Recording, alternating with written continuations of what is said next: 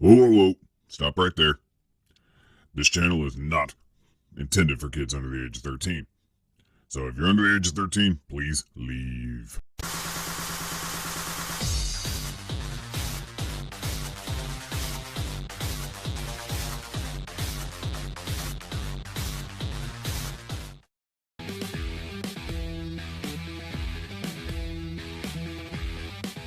Hey everybody, Arthur here with another unboxing video. Today we have a vintage treat here. This is from McFarlane Toys and it is from the Akira line, and that could be classified, you know, some people call it Akira, Akira, like no, it's Akira.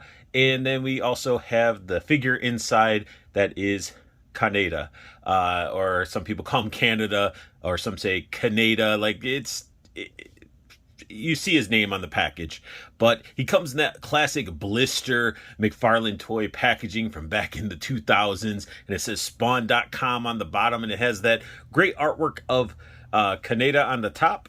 Here we have the back of the package, and really you can see there was a lot being pumped out in the 2000s. You got Where the Wild Things Are, Kiss figures, Little Nicky, bunch of Spawn figures, Movie Maniacs, and you know, those were actually in the, there's the Halloween Michael Myers that's in the 18-inch tall figure, and a bunch of anime figures. And I have a lot of the, pretty much all of the Akira ones. I just don't have, I wish I would have got Vash.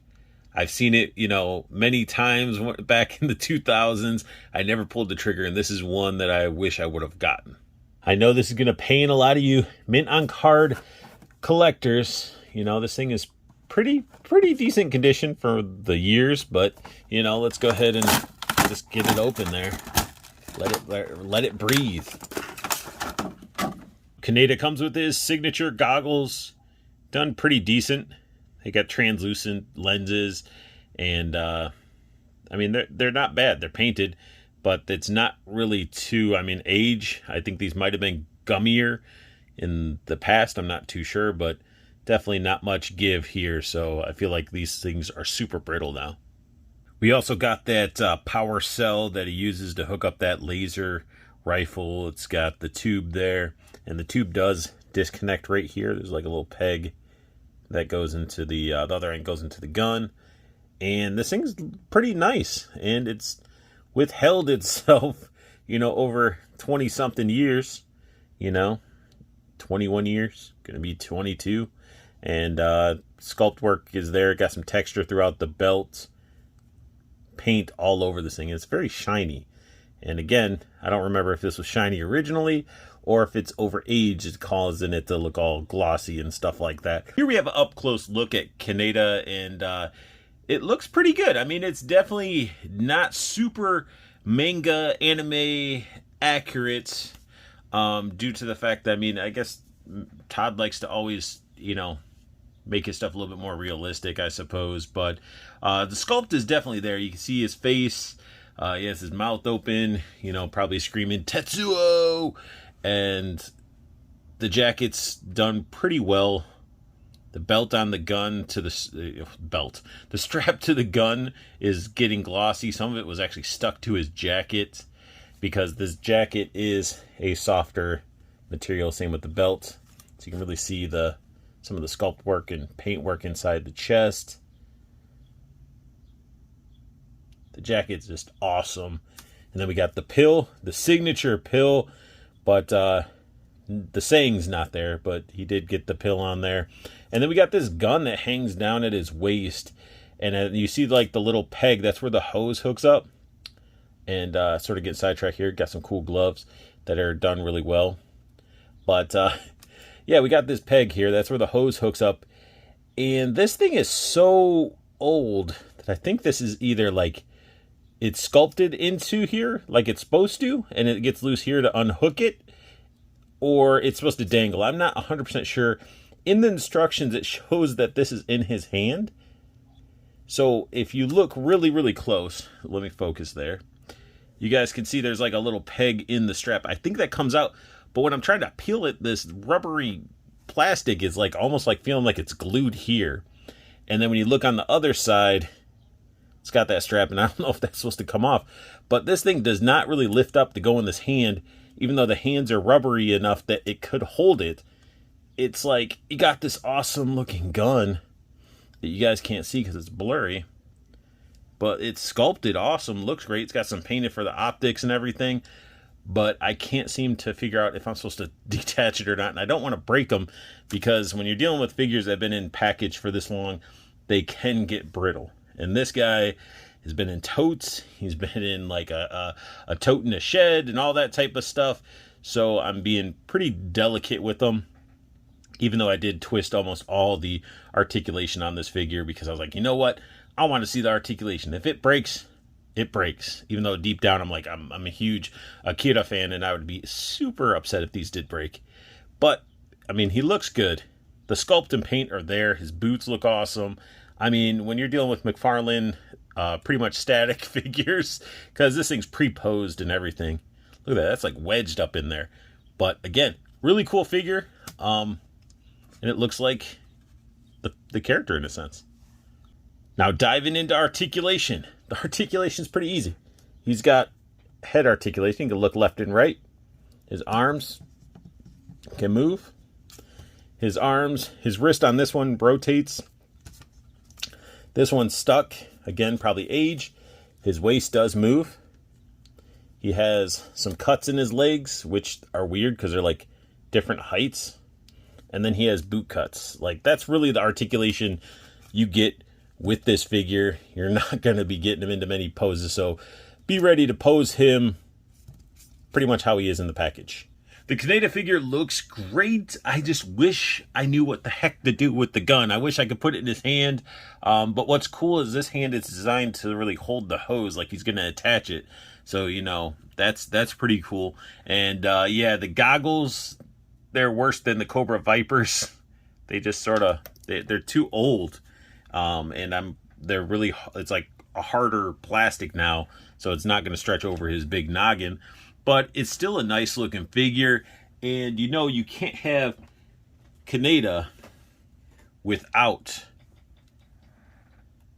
his bike. So same type of packaging. We got ourselves the image of Kaneda and his bike. Let's get him out of the way.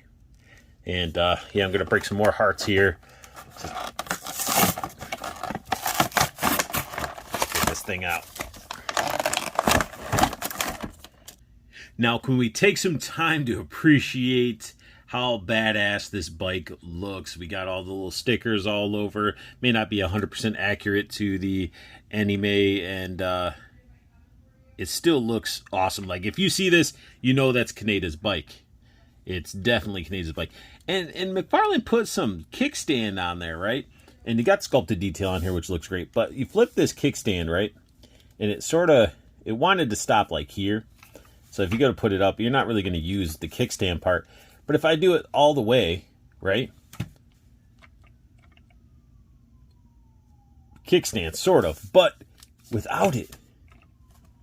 Like, it barely does anything for kickstand wise. But this thing looks awesome. Sculpt work, paint work's there. We got the these feel like, yeah, they're rubber tires. They spin. So definitely some articulation. We got some spinning going on here. Taillights are painted. Again, more of the stickers on this side.